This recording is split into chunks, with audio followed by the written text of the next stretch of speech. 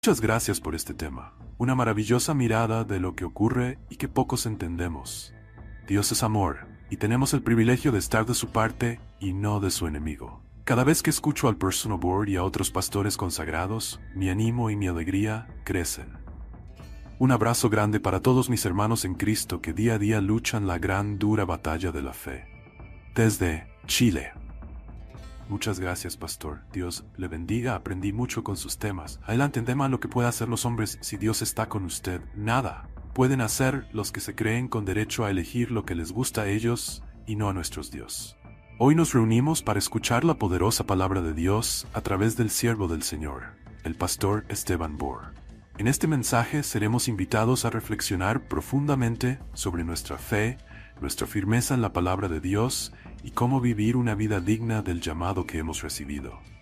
Cada palabra del pastor Bohr no solo es un mensaje, sino un llamado a la transformación, para que podamos examinarnos a nosotros mismos y avanzar con valentía en nuestro caminar con Cristo. Un varón llamado Job, y era este hombre perfecto y recto, temeroso de Dios y apartado del mal. Era rico, y le nacieron 7 hijos y 3 hijas. En la Biblia, tener muchos hijos es señal de la bendición de Dios. Era una calamidad, ustedes saben, no para una mujer no tener hijos en la Biblia. Pero a Job, Dios les dio 10. Le nacieron 7 hijos y 3 hijas. Y ahora fíjense qué rico era. Su hacienda era 7,000 ovejas, 3,000 camellos, 500 yuntas de bueyes, 500 asnas y muchísimos criados. Y era aquel varón más grande que todos los orientales. El hombre más rico y próspero del mundo en esa época. Pero escuchen bien, no solamente era rico, sino espiritual. Una combinación muy extraña, el ser rico, pero espiritual. Noten esto en Job 1, y vamos a leer el versículo 1 nuevamente, el versículo 4, el 5 y el 8. Dice allí: hubo en tierra de Uz un varón llamado Job, y fíjese qué carácter tenía. Y era este hombre perfecto y recto, temeroso de Dios y apartado del mal, íntegro, espiritual. Era un hombre de familia también, que se preocupaba por el bienestar espiritual de su familia, porque dice: e iban sus hijos y hacían banquetes en sus casas, cada uno en su día, probablemente en su cumpleaños, y enviaban a llamar a sus 3 hermanas para que comiesen y bebiesen con ellos. Y acontecía que, habiendo pasado en turno los días del convite, es decir, de la fiesta, Job enviaba y los santificaba, y se levantaba de mañana y ofrecía holocaustos conforme al número de todos ellos. Porque decía Job: quizá habrán pecado mis hijos y habrán blasfemado contra Dios en sus corazones. ¿Era un hombre de familia, sí o no? ¿Se preocupaba por el bienestar de sus hijos? Claro que sí. Sigue diciendo: hacía esto todos los días, hacía el culto familiar todos los días. Versículo 8: y Jehová dijo a Satanás: ¿no has considerado a mi siervo Job, que no hay otro como él en la tierra, varón perfecto y recto, temeroso de Dios y apartado del mal? Ahora, ¿por qué es importante esta repetición de lo que vimos anteriormente? Porque anteriormente, cuando dice que era varón perfecto, recto, temeroso de Dios y apartado del mal, eso lo está registrando Moisés, quien escribió el libro. Pero en este versículo 8 dice: Jehová dijo a Satanás. Dios dice que esa era la clase de carácter que tenía Job. perfecto, recto, temeroso de Dios y apartado del mal. Rico, espiritual, hombre de familia y generoso. ¿Recuerdan la parábola que estudiamos esta mañana? Que debemos usar nuestros bienes para beneficiar a otros y de esa manera hacemos amigos de los seres celestiales que nos van a dar la bienvenida. ¿Recuerdan los que estuvieron acá? Fíjense qué hacía Job con todas sus riquezas. No acaparaba. Noten Job 29 y el versículo 12 al 17. ¿Cómo usaba él sus bienes? No para él, sino para bendecir a los demás. Dice allí en Job 29, 12, Job está hablando, porque yo libraba al pobre que clamaba y al huérfano que carecía de ayudador. La bendición del que se iba a perder venía sobre mí, y al corazón de la viuda yo daba alegría. Me vestía de justicia y ella me cubría. Como manto y diadema era mi rectitud. Yo era ojos al ciego y pies al cojo. A los menesterosos era padre, y de la causa que no entendía me informaba con diligencia, y quebrantaba los colmillos del inicuo, y de sus dientes hacía soltar la presa. ¿Para qué usaba Job sus bienes? Para beneficiar a los demás. Ese es el retrato que da la Biblia de Job. Recto, perfecto, temeroso de Dios, apartado del mal, un hombre de familia que se preocupaba por sus hijos, hacía el culto todos los días, generoso, usaba sus bienes para beneficiar a los demás, un hombre rico pero espiritual. Se cierra el telón, se cierra la cortina, se reacomodan las piezas del escenario y se abre el telón. Cuando el telón se abrió la primera vez, el escenario era la tierra, pero ahora, después de acomodar las piezas en la plataforma, ahora se abre el telón y estamos en el cielo. Noten lo que dice Job 1, 6 al 8. Y un día vinieron a presentarse delante de Jehová los hijos de Dios, entre los cuales vino también Satanás. ¿Quiénes son los hijos de Dios aquí? Son los representantes de los mundos que nunca pecaron. Esos son los hijos de Dios. ¿Cómo sabemos eso? Porque sigue diciendo aquí que entre ellos, entre los hijos de Dios, no viven en la presencia de Dios, porque dice vinieron. Es decir, son de otra parte. Vinieron a presentarse delante de Jehová. Entre ellos vino ¿quién? Satanás. ¿Y de dónde vino Satanás? Sigue diciendo, y dijo Jehová a Satanás, ¿de dónde vienes? Respondiendo Satanás a Jehová dijo, de rodear la tierra y de andar por ella. Es decir, vengo de supervisar mi territorio. ¿Y cómo es que Satanás fue ahora representando este territorio? ¿Por qué? Porque originalmente el que fue colocado para gobernar este planeta bajo la dirección de Dios fue Adán. Pero cuando Adán se dejó vencer por Satanás, llegó a ser siervo de Satanás. Satanás le quitó su posición como gobernante de este mundo y representante de este mundo. Por eso Satanás fue representando el planeta, porque él dijo, Adán y Eva me aceptaron a mí como su líder, ese es mi territorio y yo represento el planeta. Ahora, si Satanás fue entre los hijos de Dios, ¿de dónde vinieron los otros hijos de Dios?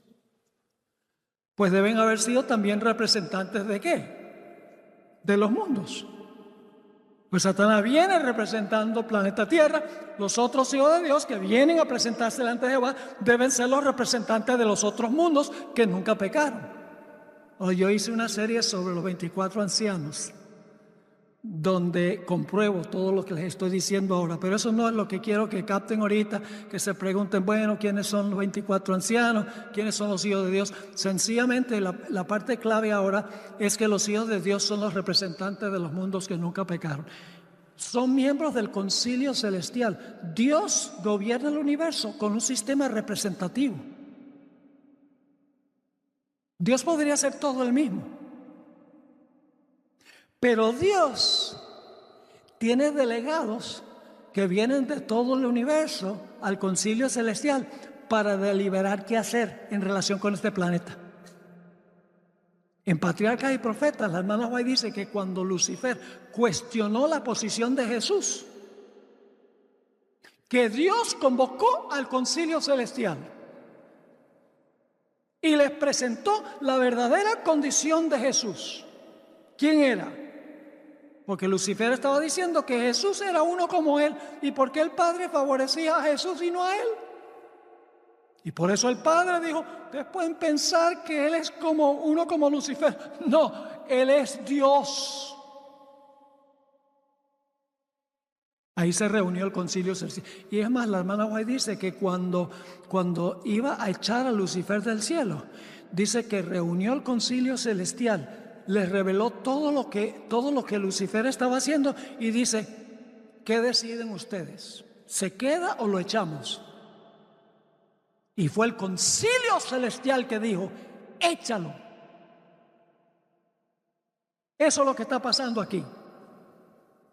Se reúne el concilio celestial. Satanás va representando el planeta Tierra. Los representantes de los otros mundos van allá, no viven allá, no están en la presencia de Dios, porque dice, vinieron a presentarse delante de Jehová. Y ahora Dios le va a decir algo a Satanás. Versículo 7, y dijo Jehová a Satanás, ¿de dónde vienes? Respondiendo Satanás a Jehová, dijo, de rodear la tierra, de andar por ella.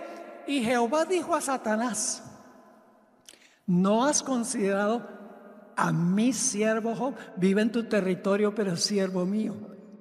Es lo que está diciendo Dios. A mi siervo Job, que no hay otro como él en la tierra.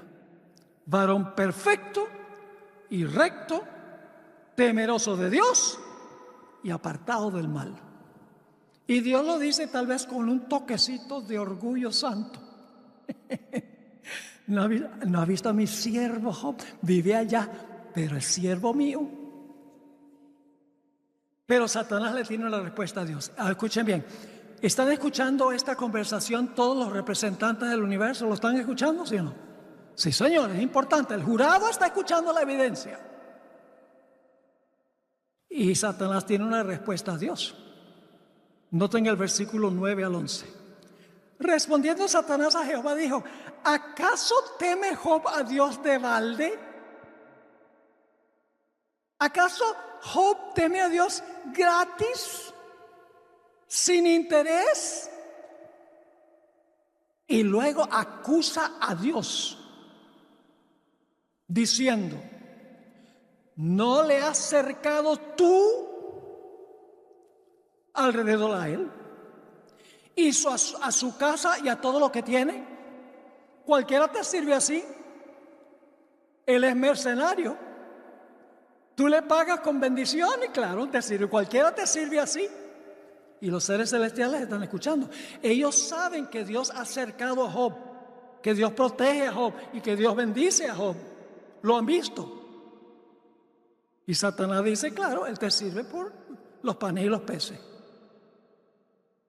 Sigue diciendo, al trabajo de sus manos has dado bendición.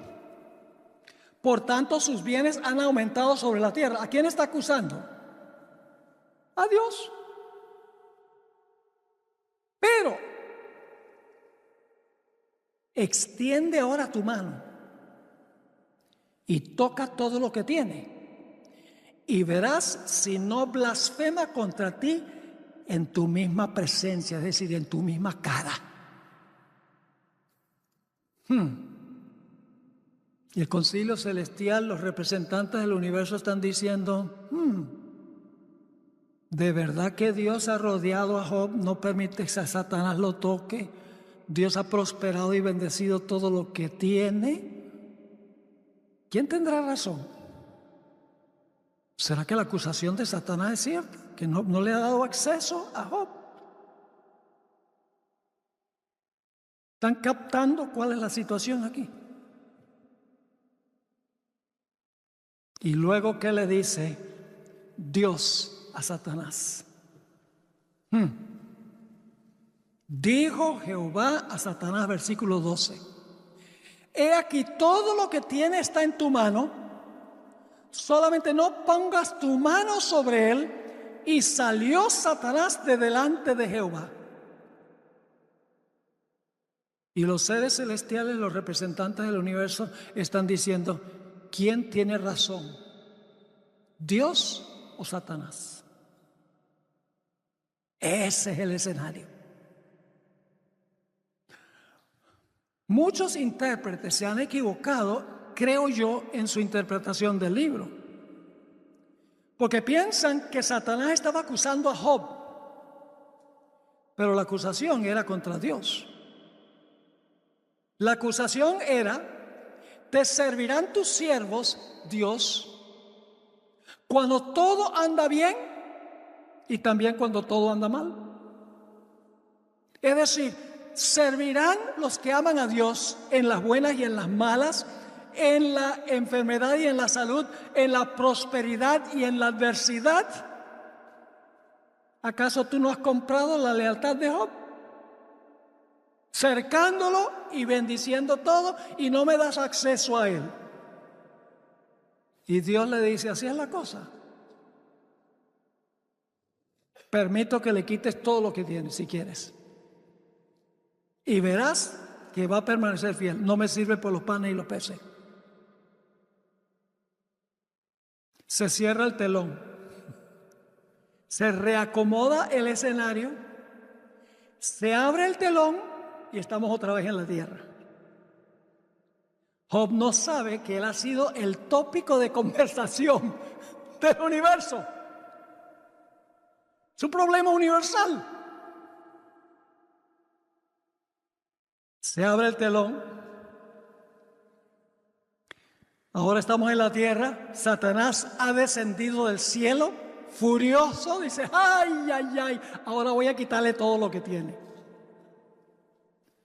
Los sabeos vienen y le roban los bueyes y las asnas y matan a sus siervos.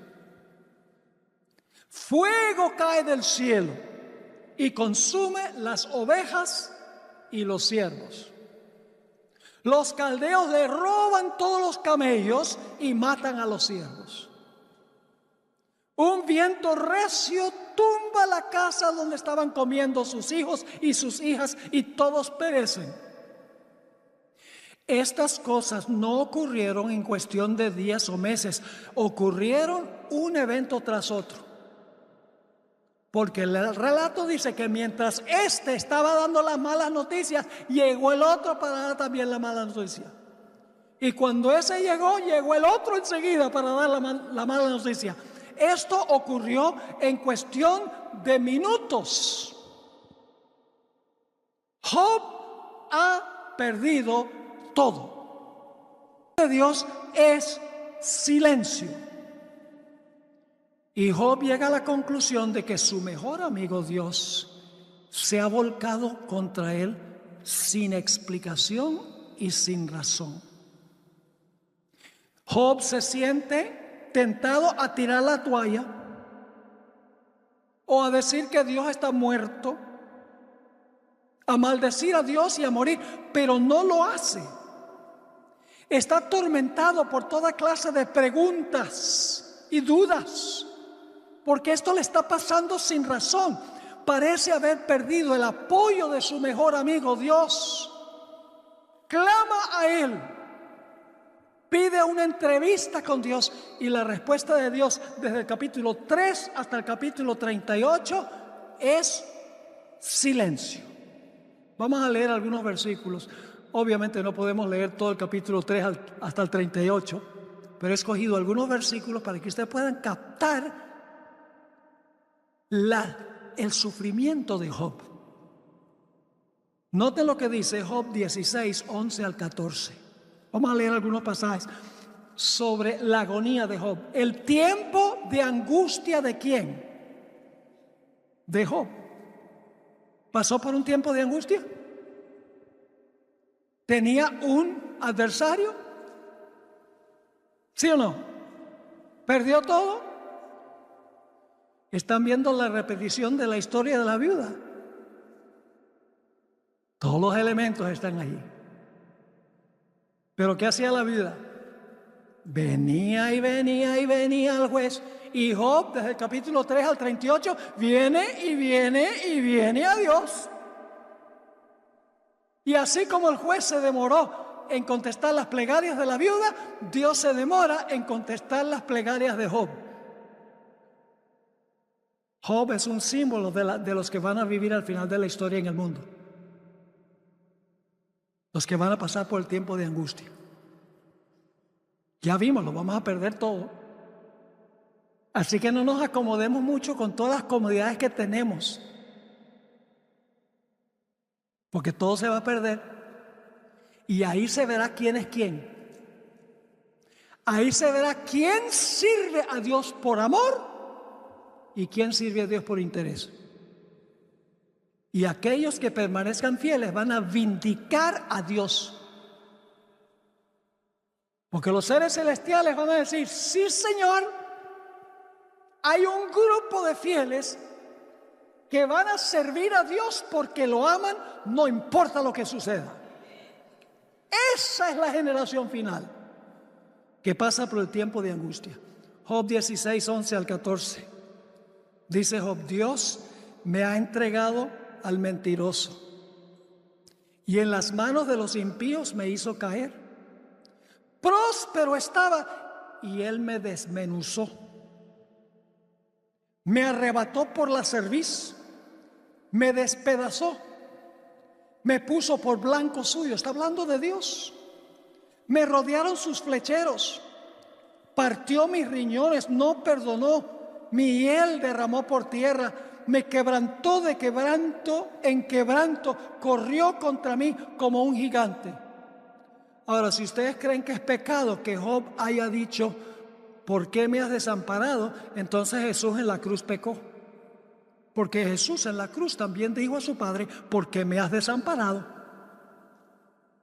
Eso no es pecado. Las preguntas de Job a Dios, pidiendo, rogando una explicación, no era pecado. Recuerden que él no tenía la información que tenemos nosotros. Él no sabía, no tenía ni la menor idea de lo que estaba pasando en el cielo, que era él el tópico del universo, como lo será la generación final en este mundo. El capítulo 16 y el versículo 16, 17 y 20 dice Job, mi rostro está inflamado con el lloro. Se parece a Jesús, ¿no? Pasando por el Getsemaní. Mis párpados entenebrecidos. A pesar de no haber iniquidad en mis manos y de haber sido mi oración pura. Disputadores son mis amigos, es decir, sus tres amigos. Ante Dios derramaré mis lágrimas. Las lágrimas de los que van a pasar por el tiempo de angustia. Van a pasar por la misma experiencia que pasó Jesús en su juicio, en el Getsemaní y en la cruz. En Job 19, 6 y 7 dice, sabed ahora, Job está hablando, sabed ahora que Dios me ha derribado y me ha envuelto en su red. He aquí, yo clamaré agravio y no seré oído, daré voces y no habrá juicio. El capítulo 19, 9 al 11, Dice Job, me ha despojado de mi gloria y quitado la corona de mi cabeza. Me arruinó por todos lados y perezco. Ha hecho pasar mi esperanza como árbol arrancado. Hizo arder contra mí su furor y me contó para sí entre sus enemigos. ¿Pueden más o menos sentir la experiencia de lo que está pasando con Job? ¿No entiende por qué esto está pasando?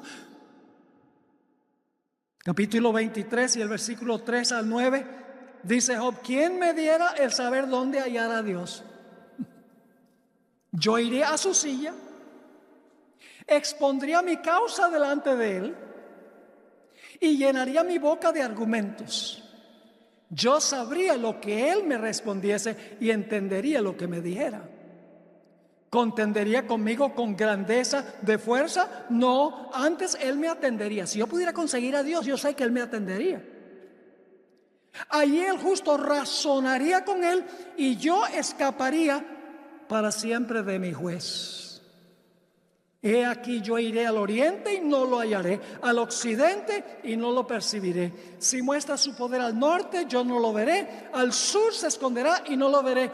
Dios, ¿dónde estás? ¿Por qué me has desamparado?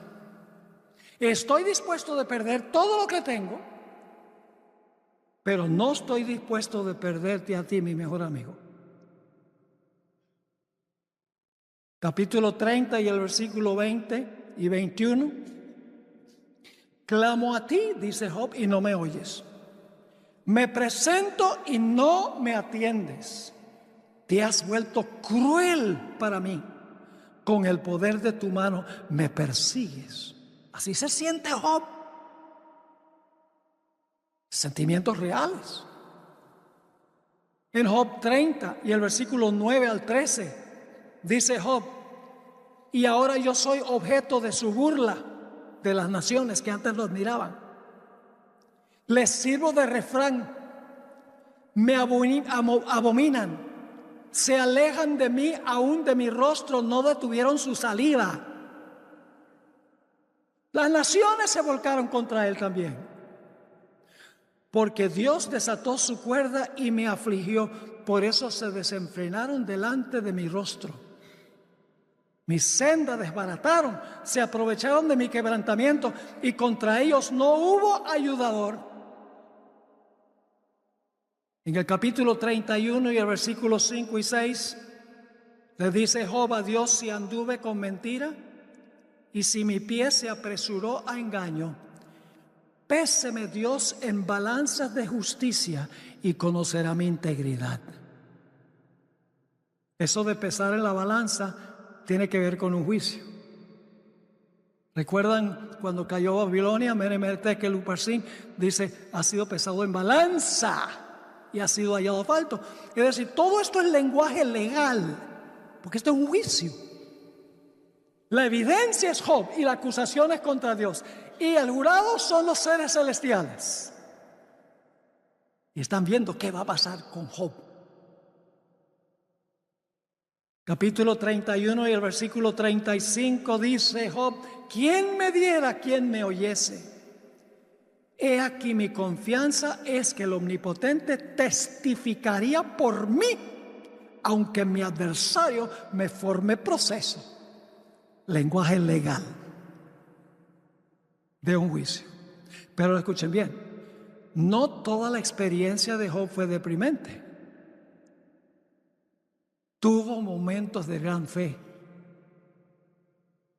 Fíjense lo que dijo Job 13 y el versículo 15. He aquí, aunque él me matare, en él esperaré. De las profundidades de la depresión y la ansiedad en el tiempo de angustia, Job está diciendo, aunque me mate, todavía voy a esperar en él. No obstante, defenderé delante de él mis caminos. En el capítulo 14, 14 y 15, si el hombre muriere, volverá a vivir. Todos los días de mi edad esperaré hasta que venga mi liberación. Entonces llamarás y yo te responderé. Tendrás afecto a la hechura de tus manos. En el capítulo 19, 25 al 27 dice Job: yo sé que mi Redentor vive. Y al fin se levantará sobre el polvo. Y después de deshecha esta mi piel, en mi carne he de ver a Dios, al cual veré por mí mismo, y mis ojos lo verán y no otro, aunque mi corazón desfallece dentro de mí. Yo sé que mi Redentor vive y algún día lo voy a ver. Una experiencia de altibajos, igual que Jesús en el Getsemaní. Eso no es pecado. Noten Job 23 y el versículo 8 al 12. Job 23, 8 al 12. Dice Job: he aquí yo iré al oriente y no lo hallaré, y al occidente no lo percibiré. Si muestra su poder al norte, no lo veré. Al sur se esconderá y no lo veré. Pero él sabe por qué está pasando por esto. Hasta cierto punto él comprendió algo de lo que estaba pasando, porque dice él: mas él, es decir, Dios, conoce mi camino, me probará y saldré como oro. ¿Recuerdan lo que leímos, la cita de la hermana White, que es necesario que la generación final sea probada en el fuego y que van a salir como oro, porque el horno los va a purificar? La misma experiencia de Job. Versículo 11 dice: mis pies han seguido sus pisadas, guardé su camino y no me aparté. Fíjese, todavía tiene su integridad. Del mandamiento de sus labios nunca me separé, guardé las palabras de su boca más que mi comida. ¿Están palpando como los altibajos de Job? ¿Pecó Job? No. Pongámonos en sus zapatos.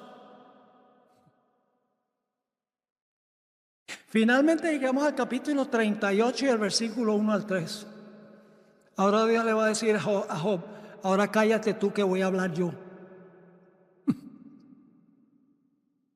¿Ya? Has hablado y hablado. ¿Por qué me está pasando esto?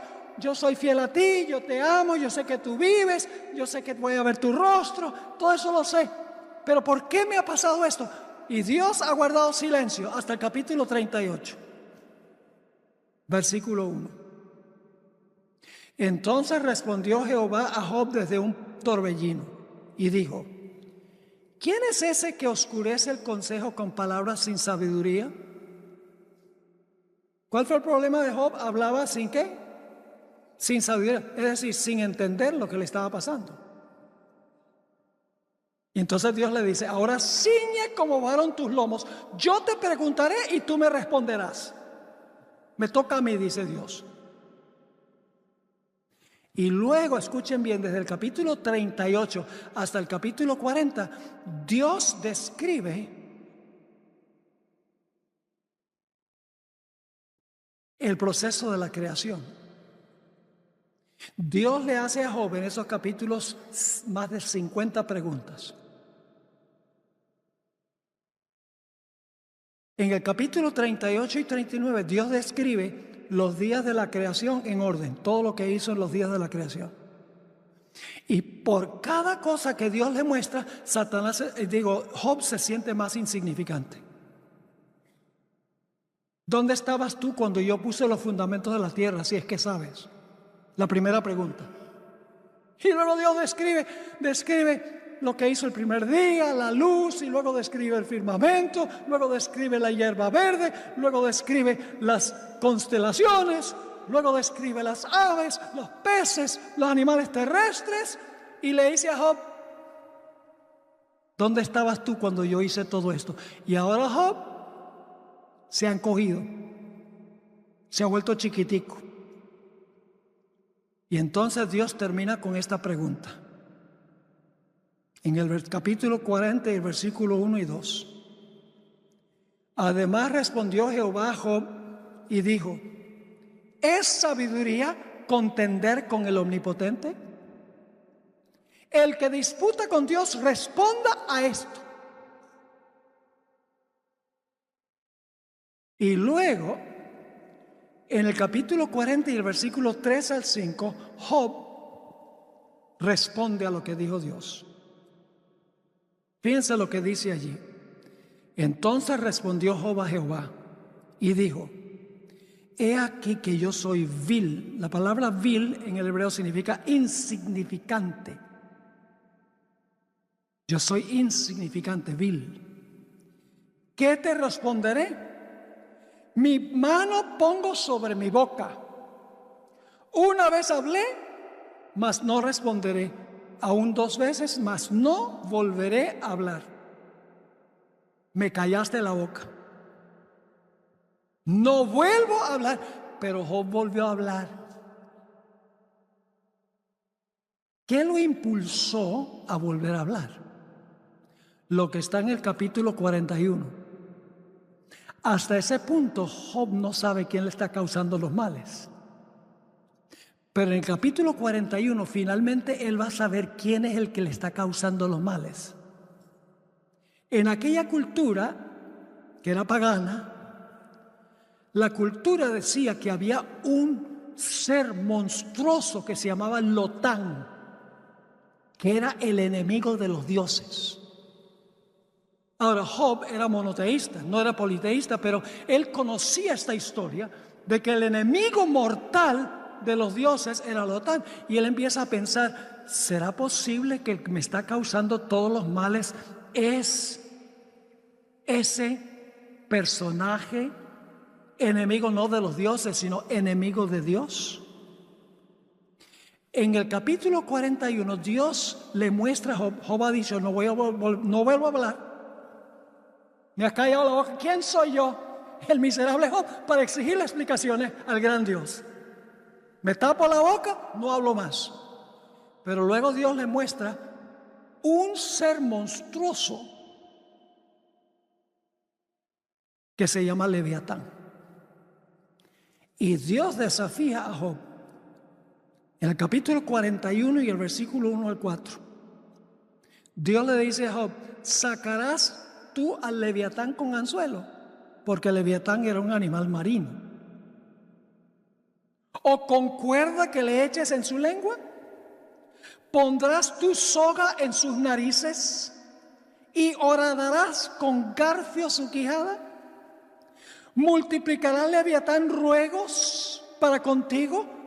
¿Te hablará él lisonjas? ¿Hará pacto contigo para que lo tomes por siervo perpetuo? Es decir, ¿puedes tú con Leviatán? Ahora, algunos eruditos dicen que Leviatán era un cocodrilo. Vaya, qué cocodrilo que exhala humo y fuego de la boca. Noten los versículos 18 al 21.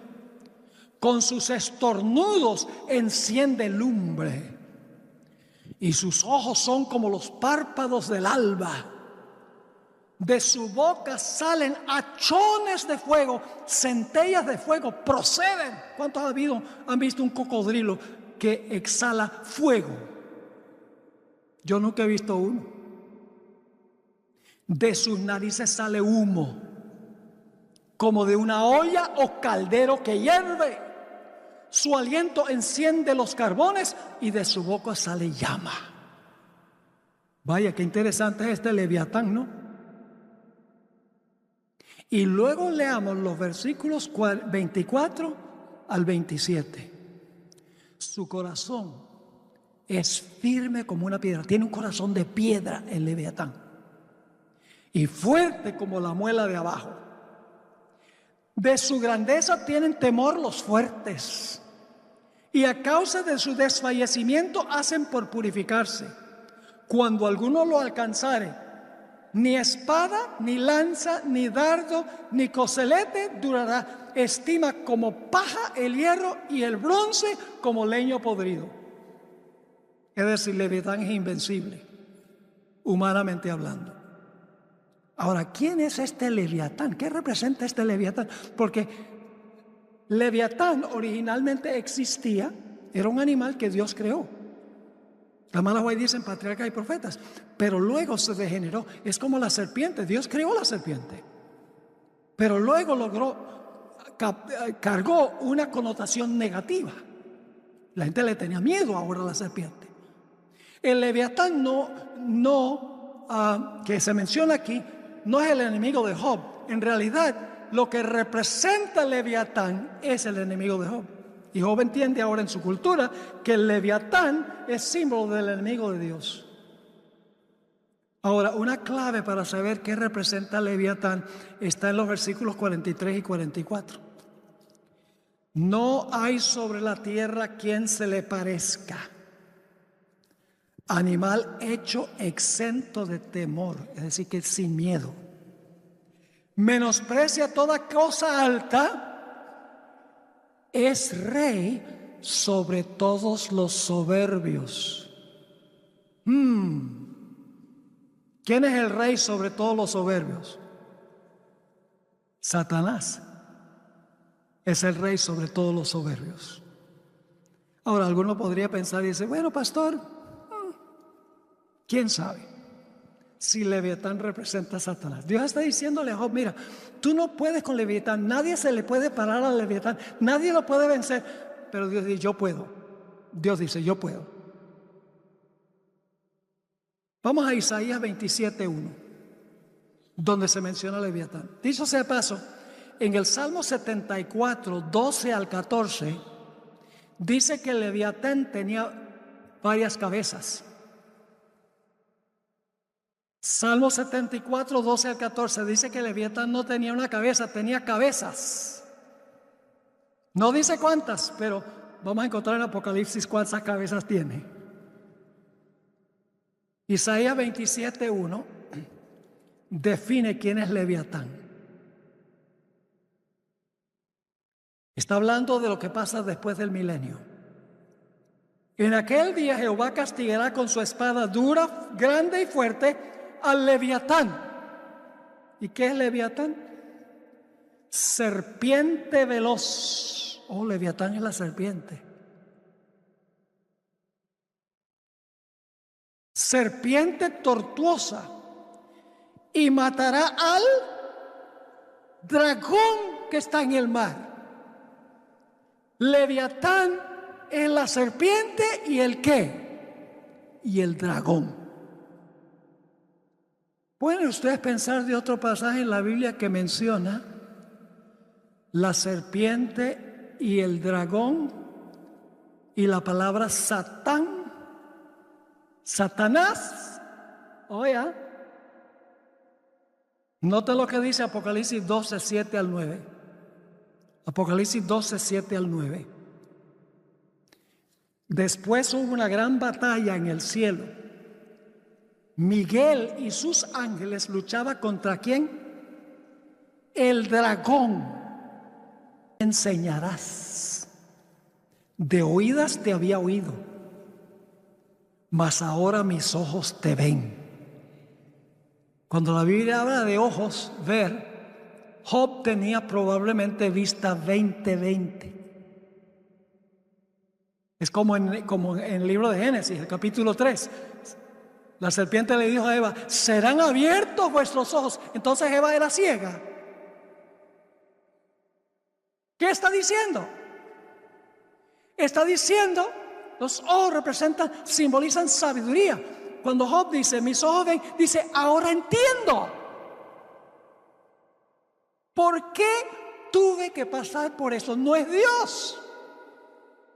Es Satanás, el Leviatán, el dragón, la serpiente, el que ha causado todo esto.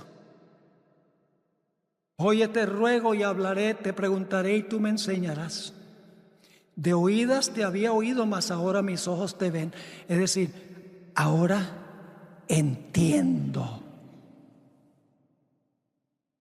¿Sabe que el apóstol Pablo en Efesios 1 y el versículo 18 habla de los ojos del entendimiento?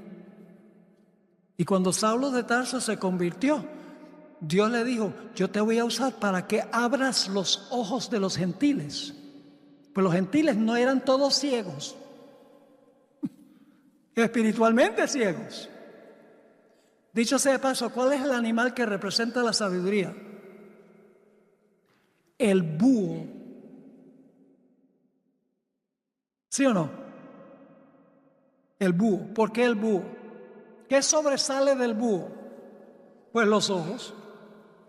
Por eso, cuando se gradúan de secundaria, la gente compra una tarjeta y el animal más predilecto en la cubierta de la tarjeta es el búho, porque el que se está graduando ahora sabe mucho. Supuestamente. Así que ahora Job dice, yo había oído en cuanto a ti, pero después de esto mis ojos te ven. Yo te entiendo ahora. Entiendo lo que ha estado pasando. Por tanto me aborrezco y me arrepiento en polvo y ceniza. No está repitiéndose el pecado, está diciendo me arrepiento de cuestionar y exigir respuestas de tu mano. Perdóname por preguntar. ¿Y ustedes saben lo que pasó? Job fue bendecido el doble de lo que tenía antes. El doble de hijos, no digo doble de esposas, ¿no? El doble de bestias, el doble de criados, es decir, mucho más que lo que tenía antes. Como el pueblo de Dios después del tiempo de angustia tendrá mucho más de lo que tenemos acá. Porque fue fiel al Señor. Al final de la historia esto se va a repetir no con un personaje, sino con toda una generación de fieles. No nos quejemos cuando nos vienen problemas. No nos quejemos ante Dios. ¿Por qué me está pasando esto? Explícame. Yo me consagré a ti, hago el culto familiar y las cosas no andan sino mal. Nosotros tenemos el beneficio de la historia de Job. Él no tenía ninguna historia que le explicara, pero nosotros sí. Vamos a repetir esta historia. Y Dios tendrá toda una generación de fieles que van a decir como Job, aunque me matare, aún en él confiaré. Yo sé que mi Redentor vive. Yo sé que me levantaré del polvo y con mis ojos veré a Dios.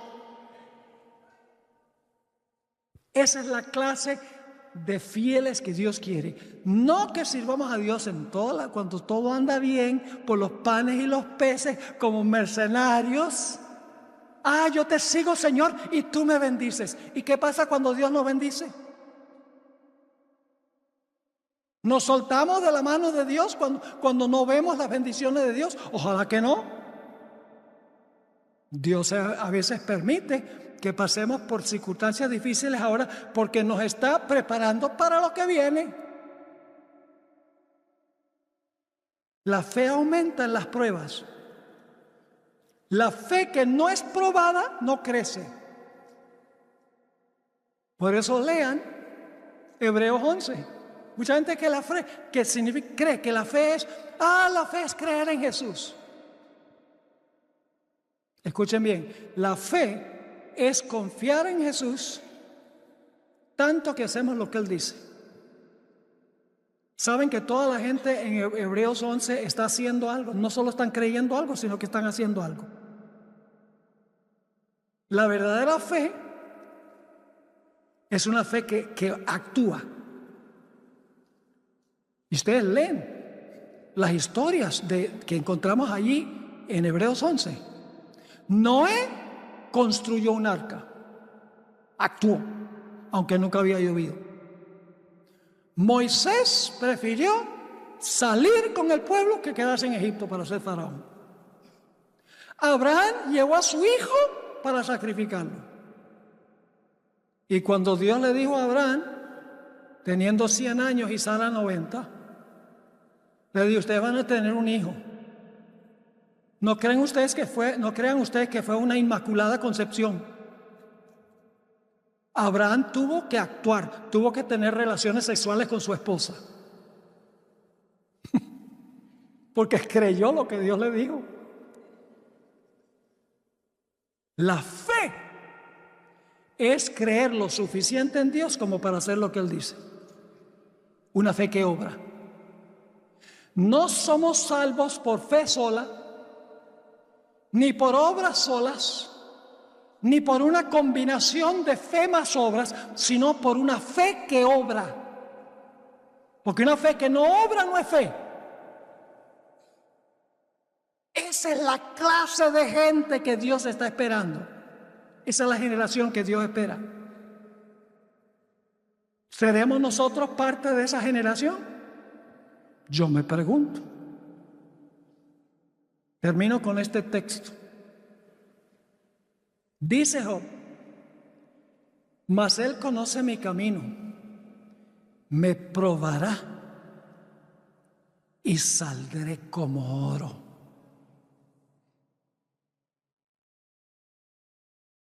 Nosotros tenemos el beneficio de la experiencia de Job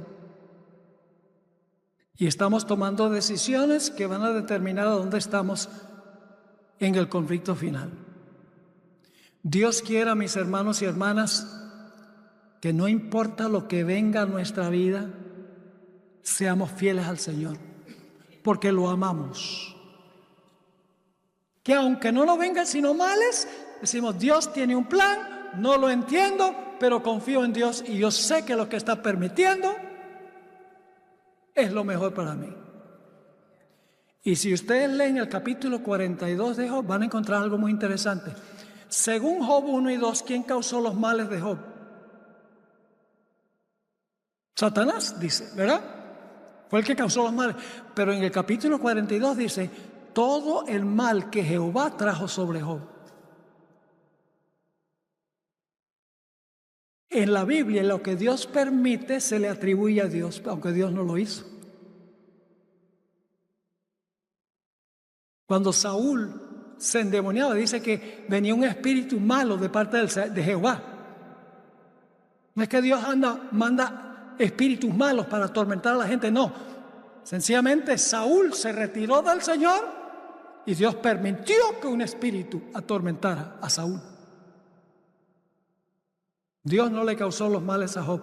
Los males que nos vienen no vienen de Dios, pero a veces Dios lo permite para refinar nuestro carácter. Dios quiere, hermanos y hermanas, que estemos preparándonos para cuando vengan las pruebas de verdad. Y yo estoy convencido de que vienen muy pronto, muy pronto, por lo que estamos viendo ocurrir en el mundo. Padre, gracias te damos por este maravilloso libro que nos inspira, que nos anima a serte fieles, no importa lo que pase. Queremos dedicar nuestra vida completamente a ti, sin reservas, todo en el altar del sacrificio, reservando nada para nosotros. Muchas cosas suceden en nuestra vida que no podemos entender, pero sabemos que tú tienes un plan. Ayúdanos a entender que tienes el plan, que posiblemente no podamos explicarlo, pero algún día cuando tú nos expliques lo que permitiste, vamos a decir: gracias, Señor, que lo hiciste a tu manera y no a manera mía. Te pido que bendigas a esta hermandad, las visitas que están en nuestro medio, que esta historia nos inspire a serte fieles, a formar parte de esa gran generación final que vindicará el carácter de Dios ante el universo. Gracias te damos, Señor, por habernos acompañado y por responder a esta petición, porque te lo imploramos en el precioso y poderoso nombre del que todo lo puede, el nombre